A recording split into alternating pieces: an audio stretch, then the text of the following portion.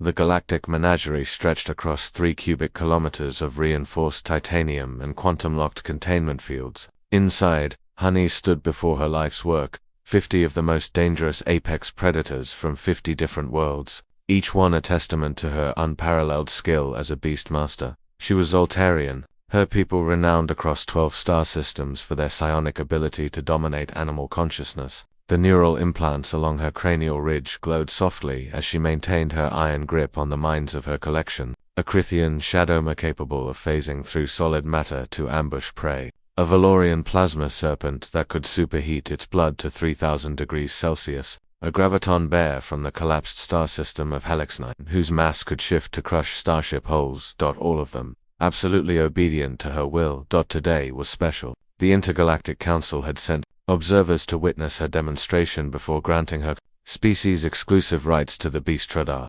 contract worth 17 trillion credits annually. Begin the display, commanded Ambassador Zix through the observation decks speakers. Honey closed her four eyes and pushed outward with her mind. The creatures moved in perfect synchronization. The Shadowmoor stalked, the plasma serpent coiled and struck at holographic targets. The graviton bear lifted a 20-ton boulder with casual ease. 47 other species performed their deadly dances, each movement controlled by the invisible threads of her psionic power.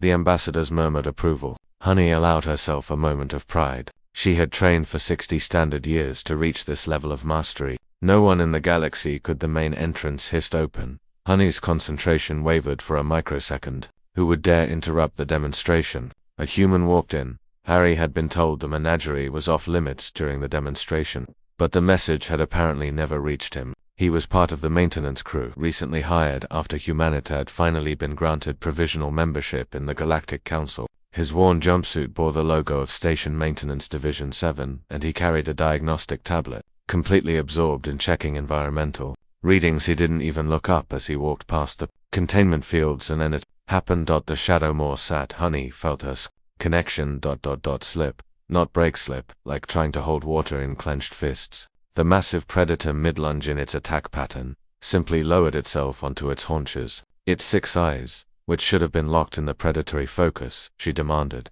tracked the human with something that looked disturbingly like curiosity.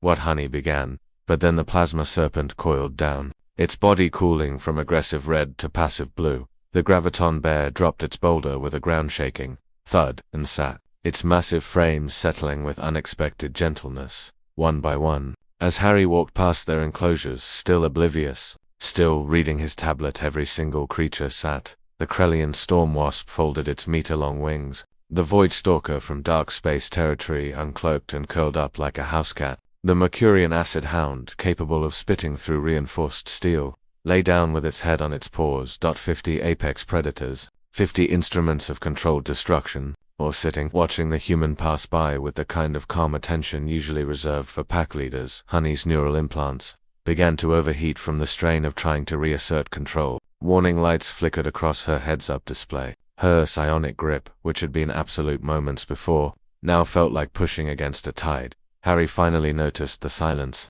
He looked up from his tablet, eyes widening as he saw the menagerie's full occupants for the first time, and every single one of them staring at him. "Oh, sorry," he said, backing toward the door. "Didn't know there was something going on. I'll just..." As he retreated, the creature's gazes followed him. The Shadowmoor wind, a sound Honey had never heard it make in 15 years of captivity. The graviton bear raised one massive paw in what looked eerily like a wave.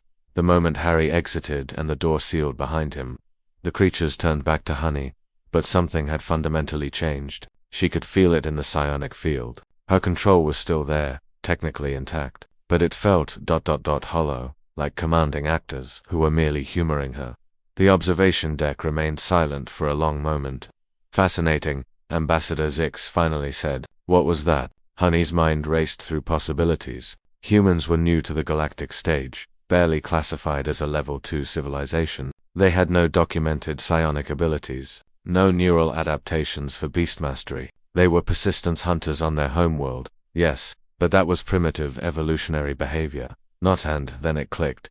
Humans had domesticated wolves into dogs. They'd tamed horses, cats, birds of prey, even apex predators like big cats for companionship and utility. Not through psionic domination, but through something her species had never truly understood: partnership, trust, the kind of bond that transcended mental control. These creatures, dominated by psionic force their entire captive lives, had recognized something in Harry's casual presence: the scent, the pheromones, the subtle body language of a species that had spent thousands of years not conquering animals, but befriending them. To Honey's carefully controlled predators, Harry hadn't been a threat or a master, he'd been the possibility of something they'd never experienced.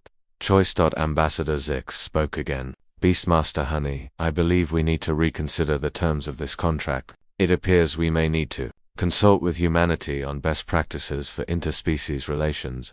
Honey stood in the center of her life's work, her supreme achievement, and felt the first crack in the empire she'd built, all because a human had walked past, and every single one sat not from fear or compulsion, but from hope.